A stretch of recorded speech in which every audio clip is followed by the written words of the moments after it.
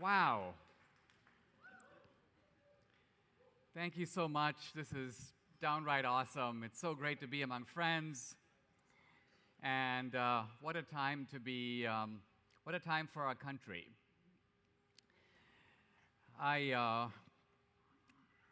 Thinking about this infrastructure bill, and I'm groaning at the peculiar aptitude of the Republicans to sort of snatch defeat from the jaws of victory. I mean, there was an opportunity here to just let the Titanic go to the bottom of the ocean. And no, we had 13 renegades in the House who decided to sign on with Pelosi.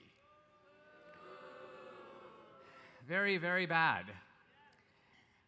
I mean, I don't know, I guess this is not the worst bill in the world. Yes, it is. Well, I just mean by the governmental standard, right? I mean, everything the government does, it does badly. And, but nevertheless, my message for today is going to be both a little depressing, but also very hopeful. It's depressing because I want to make the case that a lot of our problems are because of what the left has concluded about us. A lot of our problems arise out of them observing us over the last couple of decades and coming to a judgment, these are who the Republicans are. These are who the conservatives are, the patriots, the Christians. And they're the kind of people that we can do this stuff to and get away with it. That's why they do it. And so all of this raises the question of why are they this way? What are they trying to achieve? How do we actually stop them? And I don't mean in the abstract, fight, fight, fight. I mean, what do we practically do that will not only block them, but literally stop them in their tracks, move our ball down the field decisively? Now, I was 17 years old when I came to America. I actually kind of got here almost by chance. A fellow from the Bombay Rotary Club in India came and spoke at my school. He described this exchange program, kind of got me a little excited. I mean, I hadn't traveled more than a few miles from where I was born. So I went home and I talked to my parents and I go, well, this is kind of exciting idea of going to America, going to another country as an exchange student. And my grandfather he's like, don't go. I'm like, why not? He goes, America. He goes, it's just way too white. This was my grandfather. And I knew right away that he was actually not saying anything about America. He'd never been. He was actually reflecting some of his old experiences with the British. And so, in any event, I kind of apply for this exchange student program. I come to America. I live in Arizona with 4 different families as an exchange student. And I was just struck by the incredible, well, I had some kind of weird experiences along the way. I remember about a month into being in America, my host family, I was living with an older couple. He was the pastor of one of the pastors of the town, and he goes, Dinesh, your school is about to have next weekend a homecoming dance. He goes, have you asked someone to go? And I go, no. I said, I'm kind of new to the country. I don't really know anyone very well. He goes, no, this is homecoming. You don't understand. You kind of have to do this. So I was like, wow. So I actually went up to a young woman in my class, a blonde as it turns out, and I said, would you like to go to the homecoming dance? And she goes, well, I have to ask my parents, and I'll tell you tomorrow. So the next day I went up to her and I said, well, what did they say? And she said, who? I said, well, your parents. And she said, about what? And this was naturally a little bit discomforting, almost a little humiliating. And I was trying to figure out what was going on, and then suddenly it hit me with a shock and a little bit of horror, I must admit. I had approached the wrong girl. And it took me a very long time to sort of situationally understand what was really going on, but I think, looking back on it, that I was actually a victim of a very common third world fallacy, which is that all white women look alike.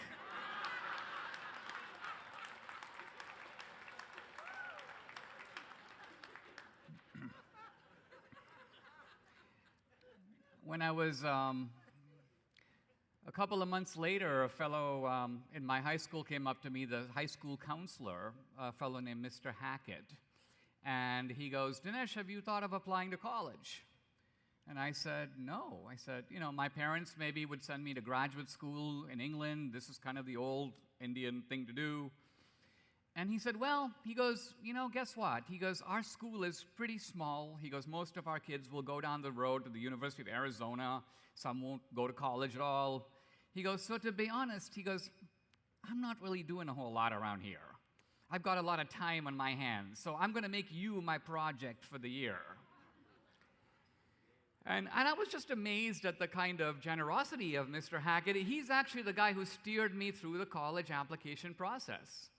I mean, I applied to all these colleges. I'd never been to any of them. In fact, at the end of the day, I ended up picking Dartmouth out of a catalog. Years later, people told me Dartmouth was founded to educate the Indians, and I think I might have misread the catalog, looking back. But the point I want to get at here is I've had the chance to live the American dream, but a dream not merely defined by economic success. Many people think of it in terms of opportunity, and it is. It's a dream of abundance. I think what really struck me about America was not merely the abundance of it, but the abundance made available to the ordinary guy. And what I mean by that is that the really rich guy kind of lives well anywhere in the world. In fact, if you're super rich, you might even be better off living some other place than America. Why? Because you have sort of the privilege of aristocracy. In America, you don't have that. America has this powerful idea of social equality. Even if, you had Bill Gates right here, or say Elon Musk, and they were to walk around the room and say, "Listen, guys, I'll give you $1,000 if you kiss my toes." Probably no one in this room would do it. Probably very few Americans would do it. Why? Because the idea is, hey, Bill, hey, Elon, you're a very successful guy and all, and you're a billionaire, but you're not better than me.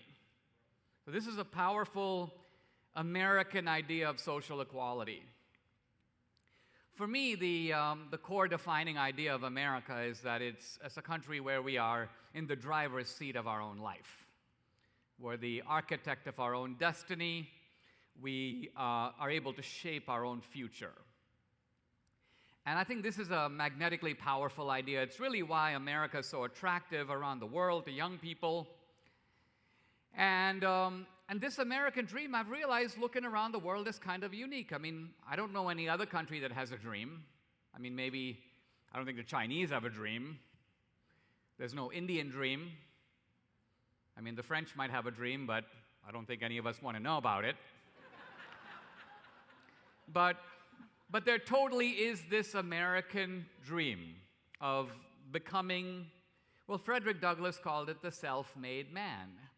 And what he meant by the self-made man is not that you aren't helped by others. It's not that you don't live in community. You are a father, or your husband. You have all kinds of attachments, but nevertheless, you shape the course of your life. And so it's been thrilling for me to realize this. And I realize when I think of the things I'm doing, I mean, last year I released not just a documentary, Trump Card, but a feature film, Infidel.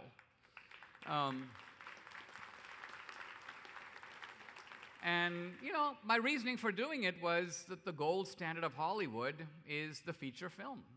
If you want to compete with Hollywood and you want to make sure that they don't have this monopoly, you can't just do documentaries. And Michael Moore isn't the big guy. I mean, he is the big guy. But in Hollywood, the big guy would be Steven Spielberg. So that's the... and yet, I think back, if I were to, when I was young, go to my grandfather or go to my parents and say, I'm thinking of becoming a Hollywood producer, thinking of making a feature film. I mean, I don't even want to say what my grandfather what he would say. He'd probably get my mom to take my temperature. You know, you think I'd lost my mind, because this is something you can only, not just do, but you can really only conceive in America. Now, if that had been the only America I saw, I would be giving a rah-rah talk today. I would be articulating the civics book idea of America that we all learn. I would be expressing the optimism of the Reagan era. And it was a great time to live. And I miss Reagan. It was fun for me in my 20s to be, you know, right there. I mean, you know, I never interacted with Reagan. I was low man on the totem pole. But I got to stand in the back of the room. And I'd see, you know, Ed Meese and Pat Buchanan. These guys were sort of intensely arguing about things. And there's Reagan, you know. And it's kind of funny. If they went on too long, Reagan would sort of lose interest. In fact, one time I just noticed that these guys are like passionately arguing about something. And I see that Reagan's like tuned them all out. And his attention begins to zoom in on a large jar of jelly beans, which he scoops over to him, and he begins to take a handful, and then I noticed he was sorting them by color, the reds, the blues, and so on. And I realized that this wasn't Reagan being negligent. Reagan just kind of kept his eye on the big picture. And I think what I miss most is it was a kinder, gentler America. I remember in 1982, I was in college then, and the country had gone through a deep recession following the stagflation, which we might be visiting again, of the Carter era.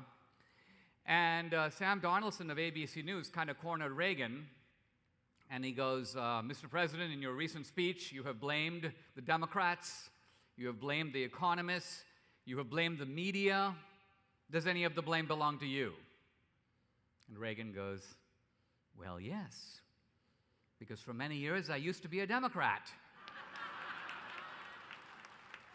And you know, I remember even Sam Donaldson was like, you know, mic drop. He was like, you got me. So there was a kind of an Irish geniality going on there, a camaraderie even between political opponents. And that's gone now. So this is the beginning of political wisdom, is to realize that we don't live in Reagan's America. And when people talk as if we do, they are out of touch. They say things that make absolutely no sense. And while many of us want to get that America, some vestige of it, back, we have to think hard about how we actually do that.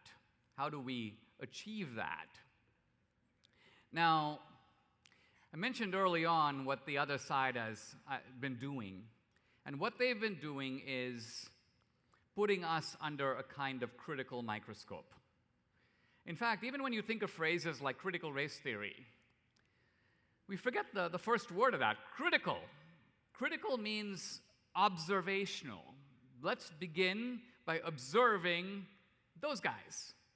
And let's try to figure out who they are and what they're like. And I think the point I want to make is that they, the left, has come to the conclusion that we are the party of the namby-pambies. We're the party of the nice guys. We're the party of the turn the other cheek. We're the party of calling for civility, common sense, meeting the other person halfway, live and let live. Now, interestingly, all these principles, which are embedded on our side, I mean, we're the patriots, we're the Christians, we're the straight-laced people. The point about this is that not only are these qualities that we have, but we think of them as virtues. We'll say things like, we got to stand on principle. Now, people who are like this become vulnerable to people who are not, to people who have don't have principles in that sense. They have a place they want to go, and they will use whatever strategy they can to get there. So they're the party of the cutthroats. And we can miss this, and we are particularly likely to miss this now because of Biden. Because Biden is sort of this, guy who can't remember his middle name. Biden is like the crazy uncle who comes out of the basement and there's staccato outbursts. And so everyone thinks Biden is like a warmed over Jimmy Carter. Many people think that the award for presidential nincompoopery, in which Carter was the clear and obvious winner for almost half a century, might now have to go to Biden. And there's some evidence to support this, the seeming bungling incompetence in Afghanistan. And so we think, we've just got this guy who's like, he's sitting in the canoe, but he doesn't really know what's going on. And there's a little bit of truth to that. But it can't really explain what's happening around us. Afghanistan. You have Biden, but you also have Harris. And then you have the military.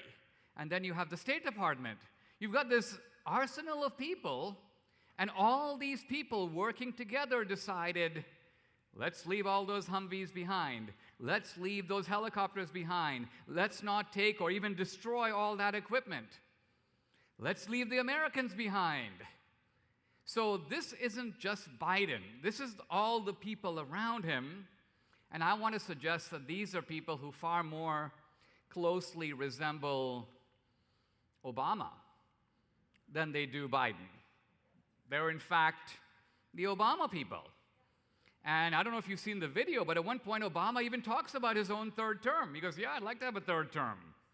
He goes, I don't necessarily want to be in there, but he goes, if I could have a little device attached to the ear of the guy who's symbolically out front, I could sort of be calling the shots.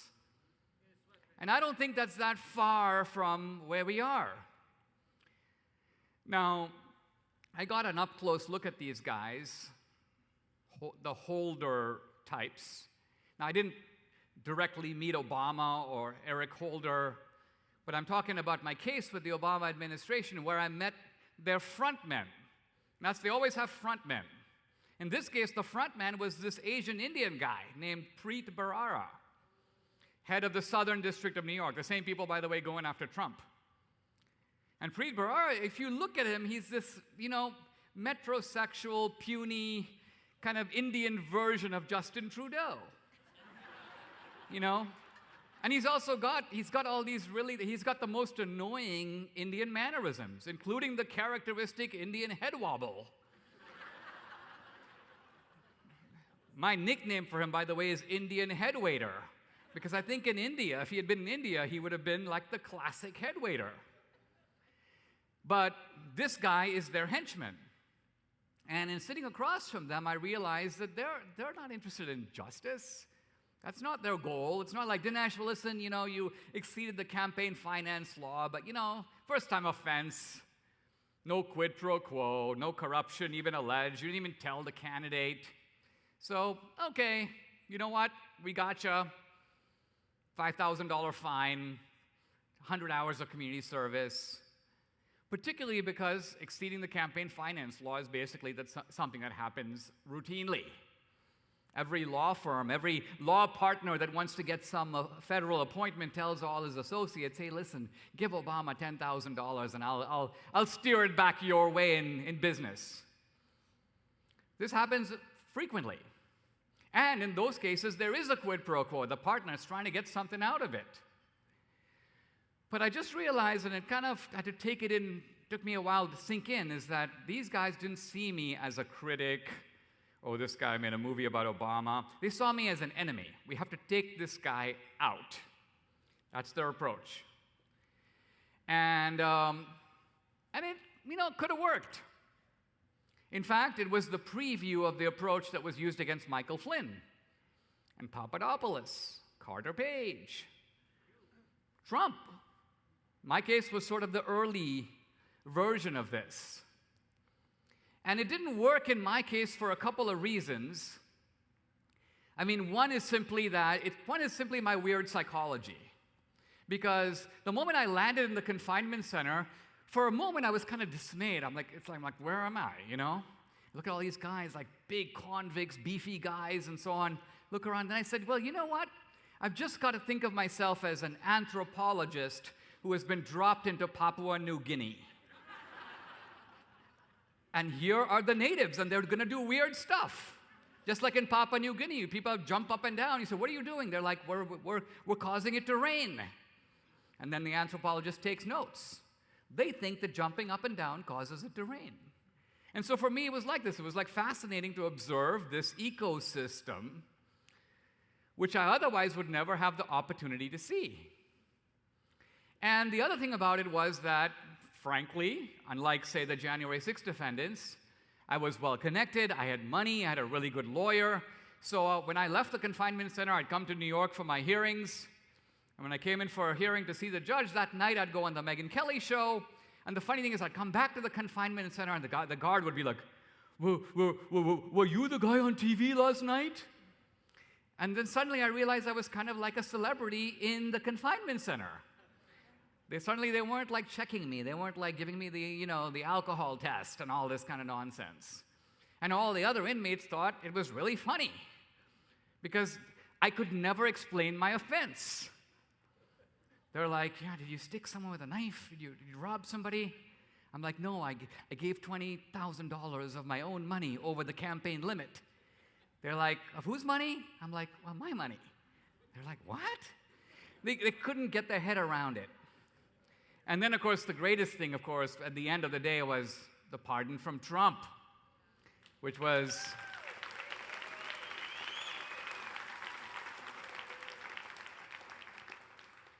yeah, I call it the big up yours to the Obama administration. Because Trump and I, we were talking about the pardon, and we both knew that's kind of what it was, even though neither of us mentioned it. But my point is, again, I came out of it stronger. I'm, in fact, if anything, a little bit more radicalized. My eyes are open to what this fight is about and who these guys really are. And that's important for us to know. It's important for us to know how to fight them. Now, some of these things I kind of knew. In fact, they went back to my Dartmouth years. At the Dartmouth Review, the deans used to tell us, we ran this renegade student newspaper. They told us that, like, dealing with our newspaper was kind of like wrestling with a pig, because not only did it get everyone dirty, but the pig really liked it.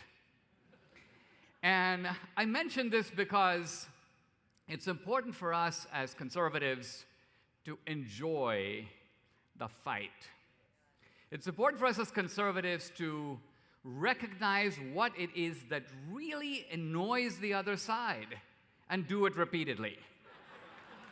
It's like our operating principle.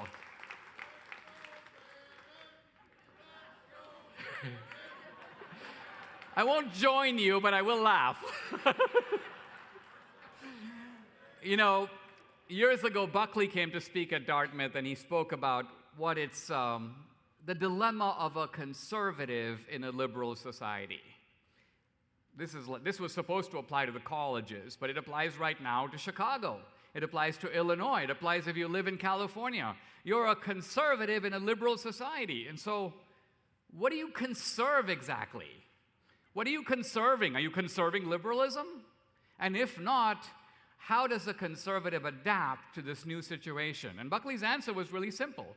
You kind of have to stop being a conservative, at least in the temperamental sense. This is what I'm getting at. You're philosophically conservative, but temperamentally, operationally, strategically, you've got to become a little bit more of a guerrilla. Not a gorilla, but a guerrilla. You have to think about ways to bring down the system, which is to say you have to think in a more radical mode. Now, the reason that the other side has been doing this to us, people say, they've made America unrecognizable in the last 9 months. And it's true. We're not living in the same America we were this time last year. And yes, COVID has been a pretext for that, but I think the main pretext for that is that the left, is confident that we will never do to them what they're doing to us. This is the key. Their view is, hey, listen, this is the beauty of it. We get to go down and knock down their monuments. They wouldn't dream of knocking down our monuments. We get to pack the court. Even if you gave them all the power, they wouldn't pack the court. They keep the court the way it is. We can use the deep state against them, prosecute the heck out of them. Do you think that if one of them came in, they would use the deep state to prosecute, say, Michael Moore? Never. Not even Trump. I remember when Bill Barr was testifying before the Democratic Senate, he goes, name one Democrat that I or my Justice Department has gone after. And Bill Barr was really proud, and this is my point. He saw it as a point of virtue that he did not mobilize the deep state to go after a single Democrat. They couldn't name one, and he couldn't name one because there wasn't one. But you can see from the point of view of the bad guys, their view is, this is great because we can unleash against them in every way in the full confidence that they will not meet us in kind. Let's look for a moment just at the Supreme Court, for instance, because even though we have this majority, 6-3, maybe 5-4, we're still not fully confident in it. They're going to be hearing this big abortion case. How will they decide? Why are we even thinking about this? Why do we have to think about it? The vast majority of nominees, not just in the last few years, in the last few decades, have come from our side. And yet, just go down the list all the way back to the 1970s. John Paul Stevens, Sandra Day O'Connor, Souter, horrible. Kennedy, even Roberts. So what happens with us is we're like, how's Anthony Kennedy feeling these days? Oh, wow, we got Kennedy. Whoops, we lost Roberts. This is our predicament. Now, why is that? It's because when we put justices forward, we come up with a whole bunch of gobbledygook for what we're looking for in a judge. We want a judge that loves the Constitution. We want a judge that is learned in the law. We want a judge that will not impose their own ideological preferences on the court, an umpire, not a player. We want a judge who will not merely base their opinions on the exact text of the Constitution, but absent that, will excavate the original intentions of the framers of the document, however lost those might be in the mist of time. This is what we say. Now, let's contrast it with what the left is looking for in a judge. I would say that they're looking for one thing. They're looking for somebody that on all critical cases will vote their way every single time. They're looking for a judge who they can count on to deliver for their side with Euclidean certainty. If you just let's contrast for a moment Amy Coney Barrett for a second with, say, Sotomayor or Elena Kagan. Here's Amy Coney Barrett. I'm a Catholic, but I'm going to make sure that my Catholic views have nothing to do with how I adjudicate cases. I'm a conservative, but I'm going to put my conservatism on the shelf and merely look at the law. And I'm thinking to myself, what? I mean, can you see Elena Kagan? I'm a lesbian, but my lesbianism will have nothing to do. No, that's why she's on the court. She's there to implement her ideological positions.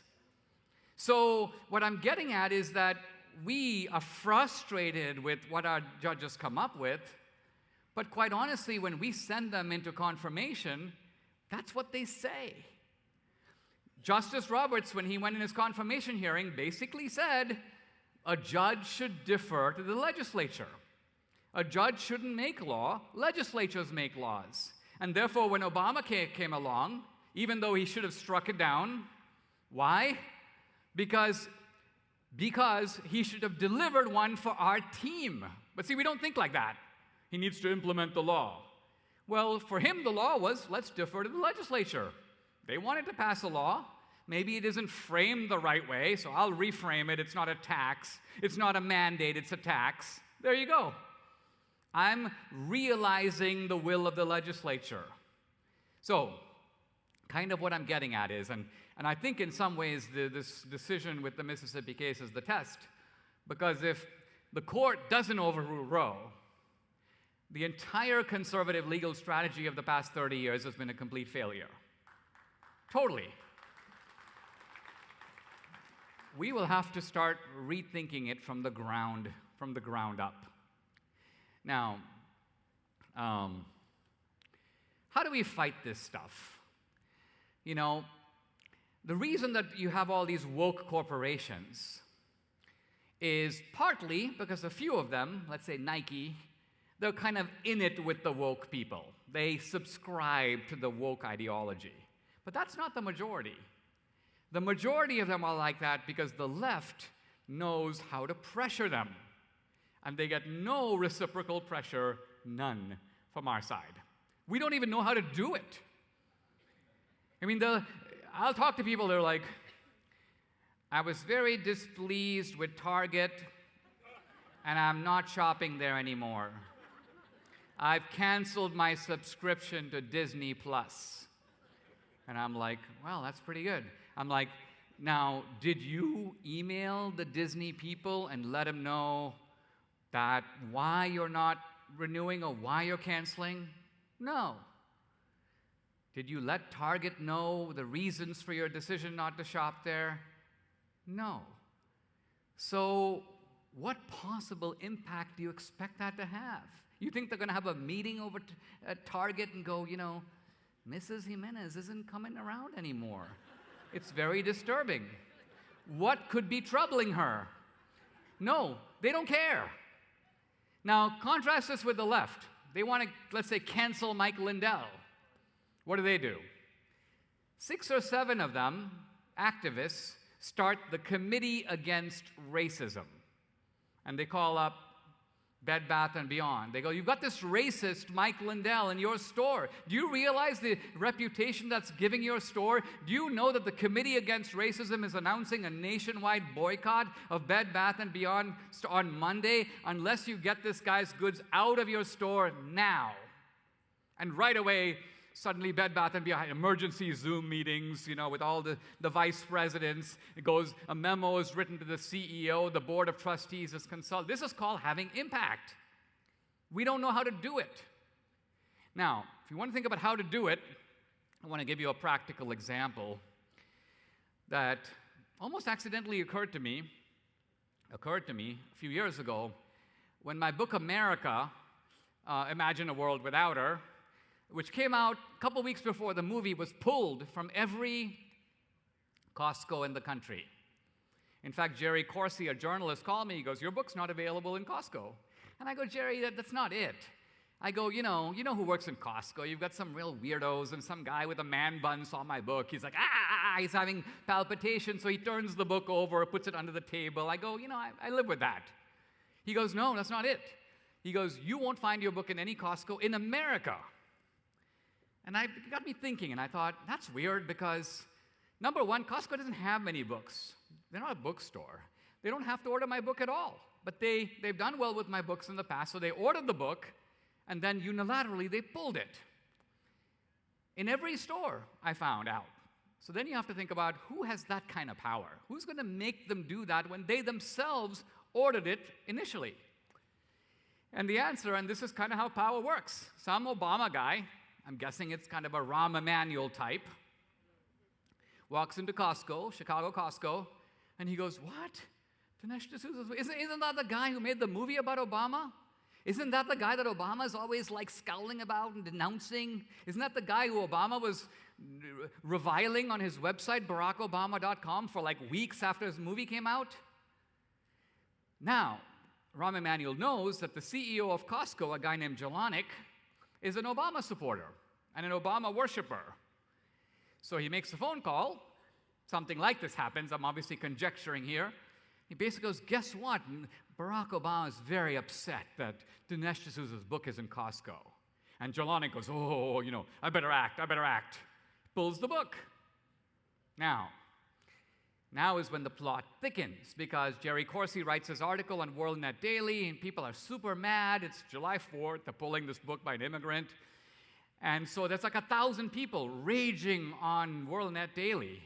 We're very upset. We're going to cut up our Costco card. But Costco doesn't care. Why? because it's WorldNet Daily, big deal.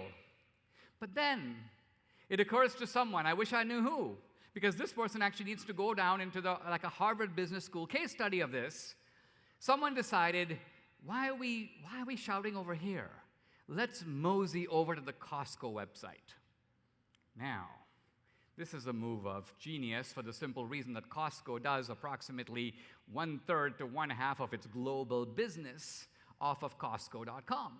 And so the snowball begins to roll over to Costco, except it's now not 1,000 people, it begins to gather snow. It's like 15,000 people. And these people go berserk, by which I mean they destroy the Costco website. By which I mean they don't just go, please return Dinesh D'Souza's book. This is censorship. No. They go through the website commodity by commodity, every single product. They trash. The grills suck. The burgers are inedible. Nothing works. The clothes don't fit. It's all cheap stuff. It comes with gashes and tears. And they post selfies. Check me out. I'm an executive member. Here I am cutting up my Costco card. And so think of it. The impact of this is like electric.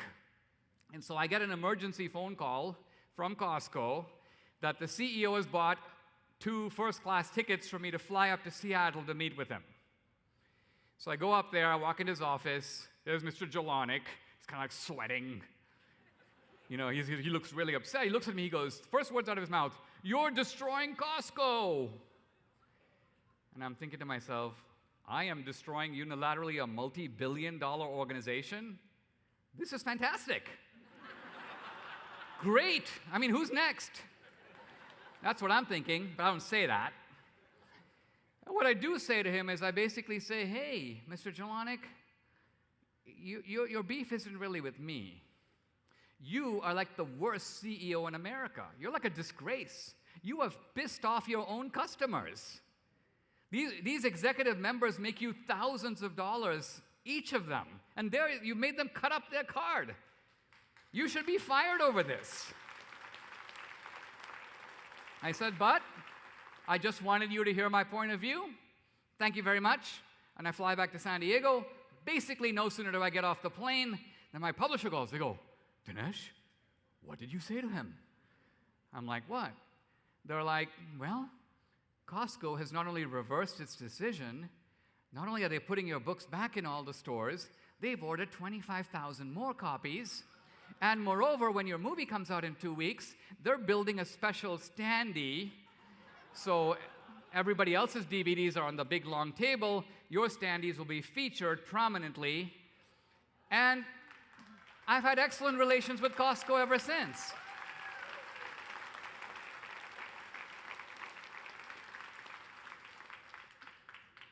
So the lesson I want to draw, and I'm out of time, so I'll just close here, is that you have to think about what it is that motivates people to do stuff. And we have to look for ways to beat them at their own game. Now, right now, digital censorship. How do we fight that, Dinesh? Well, one way we fight it is we sue. One way we fight it is we have state laws, but all that takes time. In the meantime, you have to create alternative platforms, and you have to find places where you can be censorship-free. So on my podcast, I go to the line, but I'd like to go further, but I can't. Why? Because I'll be banned from YouTube. And then Salem will call me, why are you off YouTube?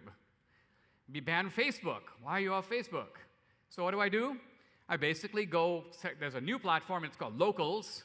I set up my own account, and that's basically, I would call it 100% uncensored Dinesh. Like, I go nuts. And we have to do those things because we have to build our own. We have to build our own stuff. We have to build our own, I'm sorry to say, but at the end of it, we have to build our own everything. We have to build our own schools. We have to build our own colleges. Not necessarily physical buildings, but we have to do it. We have to do our own movies. We have to have our own comedians. We have to basically have our own America inside of America, and then we live in it, and we have to police it and guard it.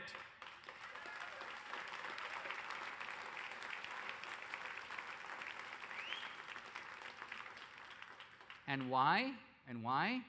Because they are not live and let live. They want to force us to live in their America. They want to take your money and use it to pollute your own kids. And then when they get to college, to turn them against your values.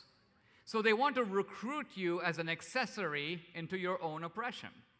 And we have to just decide, since they do dominate the institutions of culture, and their aggression knows no bounds. You think if they had, they got the media, they got Hollywood, they got academia, that should be enough. No. They want the NFL. They want the Boy Scouts. They want the military. I mean, just think about it. Our military, at a time when China is gaining in power, they just did a training exercise with the British in the Mojave Desert. The US military got wiped out, the Marines. Why? Because you're not going to learn to fight when you're all standing in front of General Milley and he's like, now everybody do the pansy pirouette. I mean, this is not really military training per se. Make sure you all have your correct pronouns. This is what they're doing. And this is what the left is doing by infiltrating those institutions, and sadly, we have sort of let it happen. Even Trump, looking back, was not, I think, sufficiently aware of the depth of the problem. Trump thought, I'm at the bottom floor. He didn't realize there are 3 floors below. These people are more dangerous than you think. But the good news is we're now waking up to it. We're recognizing the magnitude of the task. We're a very dangerous group when we set our minds to it. We just have to realize that we are in political combat zone. And we need combat generals. And we need combat leaders. And we have to think in a combative frame of mind, which is the Lincoln frame of mind. And if we do that, we'll be formidable. We'll be unstoppable. This is our America. Let's take it back. Thank you very much.